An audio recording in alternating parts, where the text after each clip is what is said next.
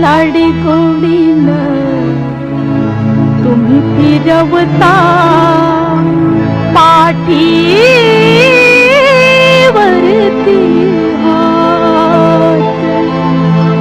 याचा पोफाट होईल उद्या, मला लवकर घराकडे जाऊ द्या.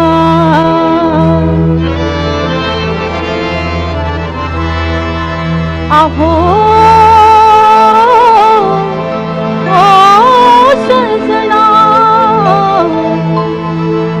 दूर व्हा ना, जाऊ द्या, सोडा जाऊ द्या.